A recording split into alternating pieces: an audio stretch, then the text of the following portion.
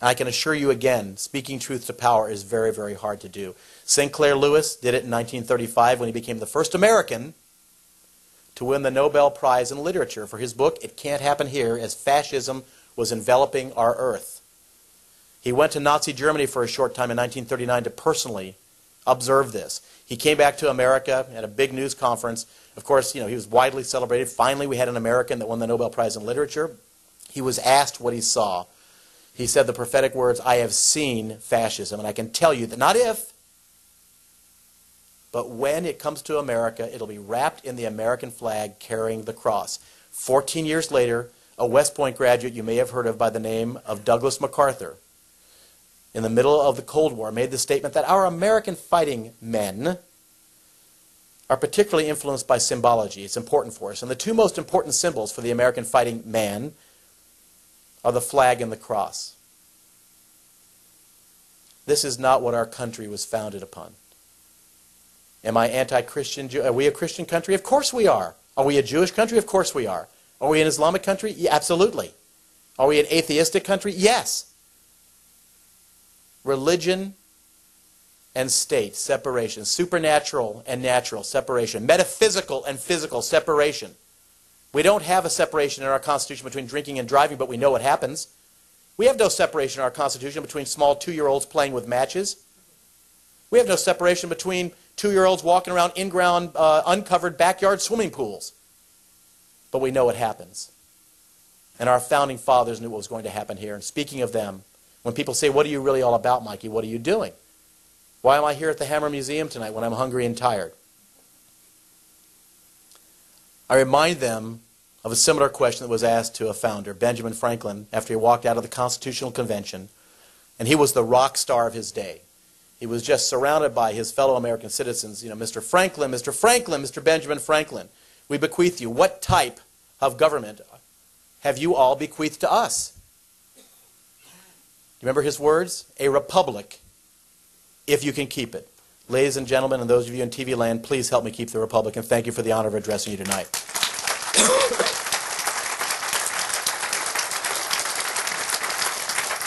Thank you.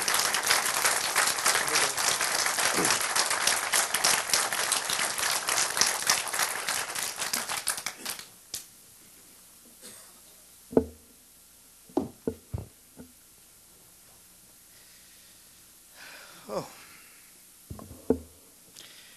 So, Mikey, I'm trying to get a handle on how pervasive the indoctrination of the military by Christian evangelists is.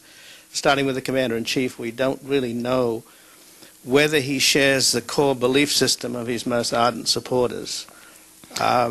If he does, if he believes in the rapture, then he has no right to have his finger near the nuclear button, and he should never be the custodian of the environment, if indeed it's all up for grabs. And I'm afraid that our press nobody's really pressed him on this matter. But, well, just give me an answer if you can on if there's a percentage. What do you think? It's hard to say because you don't have to have a large group in the military as long as you have the command structure.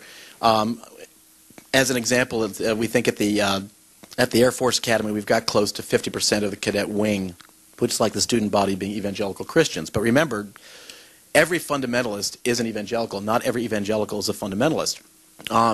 We look at it somewhere between 35 to 40% fairly uniformly throughout the U.S. military. I don't care what Bush's personal beliefs are, but even Arthur Schlesinger, who's somewhat well known as a U.S. historian, has called him the most aggressively religious president in U.S. history. I don't know if he does it for the votes or if he really believes it. I recently debated Pat Robertson's lawyer, Jay Sekulow, at the Air Force Academy. They were trying to get Ann Coulter to debate me. I think she wanted too much money, and I don't know whether that bitch, sorry C-SPAN, whether she actually believes the tripe that she says or it's just been a good gig for her. I don't know whether Bush, look, we all know the story. I mean, Bush, right? Bush is a guy that woke up on third base thinking he hit a triple, right? I mean, he grew up in a powerful, rich family, have no way of knowing whether he really believes it or not. I can tell you that the stories we have are legion from admirals and generals that are pushing this stuff. There's a book out by a monster by the name of Bobby Welch called You, the Warrior Leader. It's now a book that is used in the, quote, spiritual war training of the plebes, the fourth class, the freshmen at West Point. This has gone so far that I was a senior executive with Ross Perot and Perot Systems Corporation until last year. I had to resign the job because this is a full-time thing. My family and I have decided that we'll fly our family fortune, whatever we've got, into the mountaintop. We're not going to stop for bankruptcy. We're just not going to stop. I just came back from paradise, thank you, in Tahiti. And I thought, I didn't want to go, but we just celebrated our 30th wedding anniversary, and my wife informed me there'd be no 31 if I didn't go with the kids and the family. There were no cell phones there, and I carry two, and I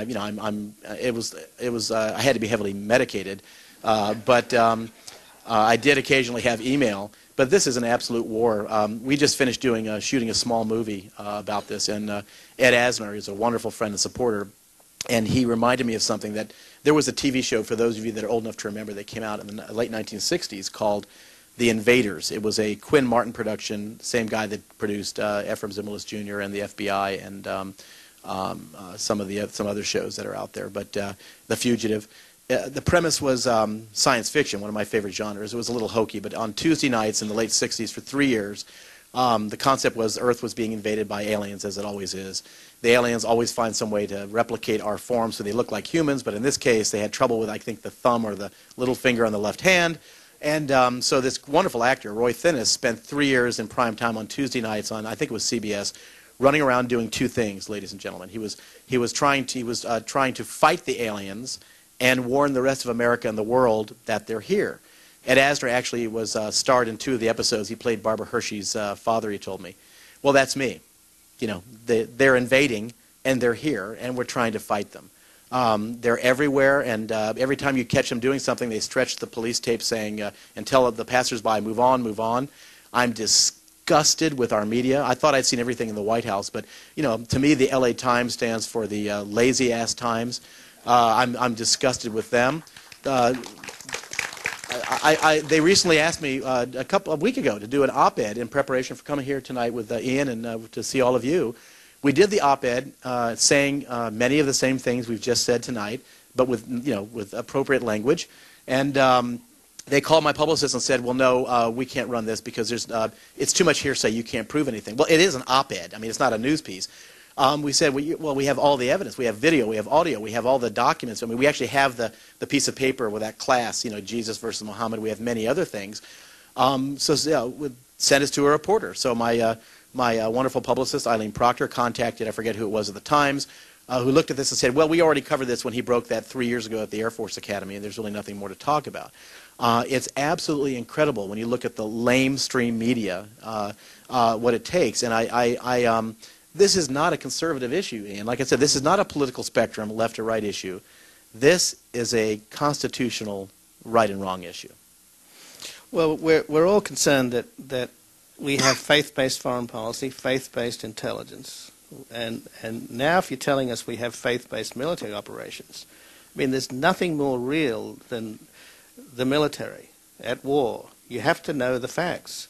So how much is the ideology of Armageddon? You mentioned it with that one officer, that general. I mean, if the script has already been written for them and they're working in that direction, I mean, how much, what are the checks and balances there? Well, look, I'm going to report tonight that, again, the constitutionally mandated wall separating church and state and the technologically most lethal organization ever created by Homo sapiens, which, again, is our honorable and our noble U.S. military, is nothing but smoke and debris. It's gone. Now, until my very close friend David Iglesias, who was the lead attorney of those 8 that were fired, and David's a wonderful, wonderful guy, a devout Republican, a wonderful family, his wife Cindy, their 4 kids. David is also a born-again Christian, and he was one of the very first to support me from the very beginning. This is realizing that this was not a religious issue. I was concerned. I was the first person that he told after he told his wonderful wife Cindy about the firings. We went to lunch at P.F. Chang's.